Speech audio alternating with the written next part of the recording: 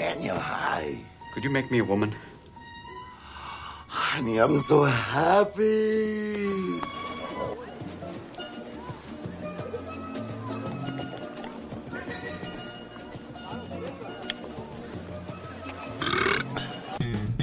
For the great taste that won't fill you up and let you down, make it a Bud Light.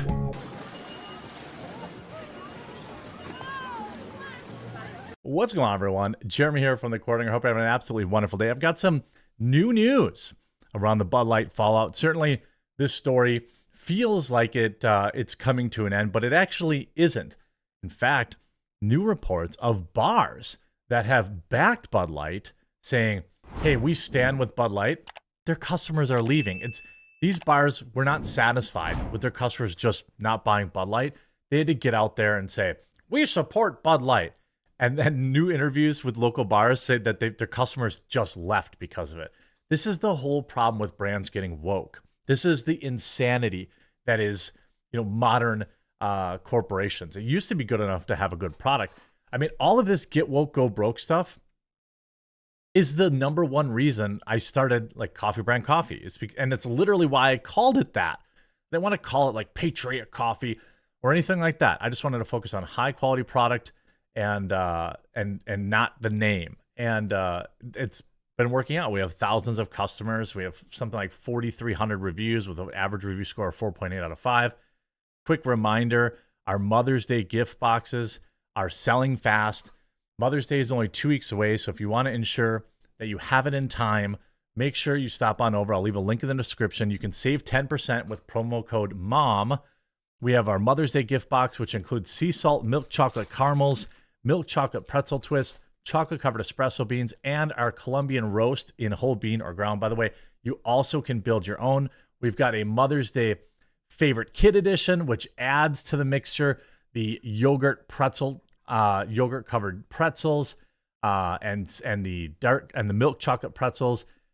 If you know what they like to drink, or you don't like a Colombian or a medium roast, you can build your own with our signature coffees, everything from an Ethiopian to our dark roast to our cold brew bags, double caffeinated, even decaf or K-cups.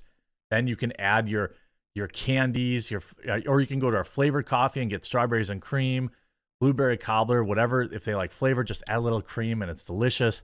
Then you can also add any one of the premium candies that we have. Build your own. Promo code MOM to save 10%. And it comes in a really nice glossy box that you won't even have to wrap. I got you. I got you, friends. I got you for Mother's Day. Order that thing up today. Bud Light powerless to stop backlash against company.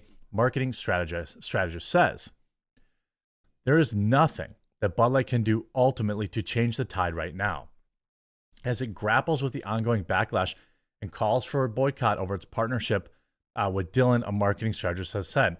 Emma Ferreira, Chief Business Developer Officer at Viral Nation, who coordinates partnerships between leading brands and top influencers, cautioned against the knee-jerk reactions that she had seen from the company since the controversy began, and told Newsweek that jumping on trends and social justice campaigns appear inauthentic for a beer company steeped in American history. Who'da thunk it?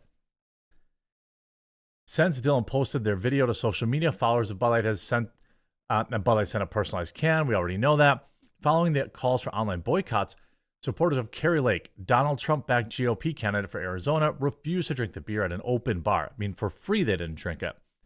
Meanwhile, a bar owner in Kentucky said he had noticed the drink sparking rows between patrons, and other licensed venues have withdrawn the beer from sale. You can see Bud Light taken off restaurant menu for being contrary to biblical faith. The partnership has drawn public displays of anger. Obviously, Kid Rock, Republican state senator smashed a can. The debate, all this kind of stuff. And it gets worse because now we have bar loses customers after warning patrons that it will, quote, not tolerate intolerance. So bar virtue signals, customers leave. I absolutely love it. Instead of focusing on, a high quality product, showing your customers you care with going above and beyond for customer service. They care about virtue signaling, getting likes and retweets on Twitter. Now I'm not going to pretend that doesn't work for some companies. These makeup companies that are using this dude, I'm sure they're doing fine. I'm sure they're selling additional stuff. There are niches where pandering works. In fact, pandering works to the right wing too. We're going to talk about that in a second, where like several like right wing people have done good to spun off like ultra right beer and this kind of stuff. Even I'm using it. Like, look, Bud Light getting woke has been very good for coffee brand coffee. Now I don't sell beer, but I've had my best sales days. I mean, all of April is just been crazy busy. I had to hire an extra fulfillment person because we've been so busy. People are just, people don't want to buy something and be like, oh my God, I need to check their Twitter first. That's why, like, my social media employee, I said, never, ever, ever, ever, ever, ever, ever, anything political. No celebrating this month or that month. No. Coffee pictures, coffee prawn, basically. Coffee, tea, cocoa, you can post whatever you want about that. Nothing else. Now, this is interesting. The Fairfax Bar and Grill in Indiana alienated some of its patrons after it condemned them for criticizing Bud Light's associations with Dylan. Bud Light and its parent company, we already know about that. I'm not going to go through that. However, one venue in Bloomington, Indiana, has made headlines with a contradictory message calling for open conversations about the subject, yet demanding those who disagree to leave their establishment. Quote, "We're tired of all the hate. We're very open to debate and discussion, and it's truly a shame that we can't have open conversations about this important political and cultural topic. No politics at the bar." What are the rules of the bar? No politics, no religion. There's 2 rules in any small town bar. No politics, no religion. And every time it comes up at the bar, there's usually some old head, or, well, now I'm an old head. I'll remind people, no politics, no religion. Like, we're here to have fun and relax, not to get angry and be arguing. Okay? They continue, in our opinion, cultural topics bars, in our opinion, exist as an open space where ideas should be exchanged. The Fairfax Bar and Grill wrote in a Facebook post, "Unfortunately, due to all the bigotry and hatred that has surfaced around the Bud Light controversy, any patron wanting to voice their concerns about the issue will be immediately asked to pay their bill and leave our establishment." Are you kidding me? The post was shared alongside an image of a similar statement saying that the establishment welcomes all people, but warns that those who are intolerant should be silent about their beliefs. Look, we all know what this means, right? We know what this means. When they're saying intolerance, they're saying if you question or if you have any problem with it, there's tolerating things, and then there's being forced to worship at their altar. They wrote here, "We are well aware of the controversy surrounding Bud Light. We will support all people in this establishment, no matter who you are or how you identify. We will continue to sell Anheuser-Busch products because we don't care who they make special cans for," the statement said. "If you're intolerant of other humans of any kind, we ask that you keep your opinions to yourself. Should you feel the need to discuss the matter in public, you will be asked to leave. We will not tolerate intolerance here."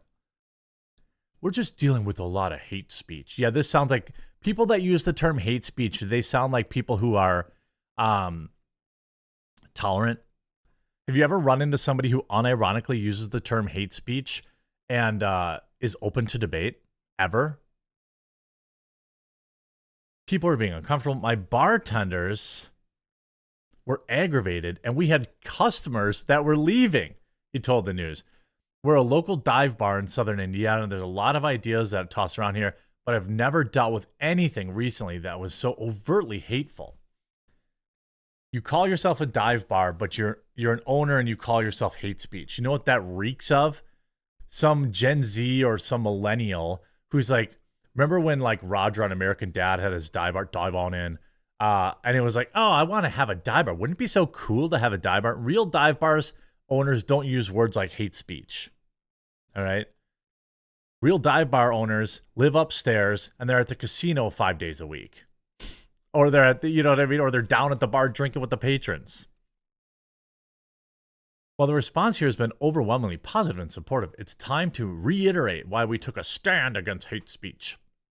In the last 2 weeks, on sharing the post, stating we will not that we will not tolerate intolerance, our social media has been flooded with blatantly homophobic, racist comments. The bar's social media declared, "We are inclusive and welcome all kind-hearted customers." After making that post, the comments on every post since have been getting crushed. It later warned, "Hate has no place in Fairfax." Yeah, you sound like a real dive bar owner.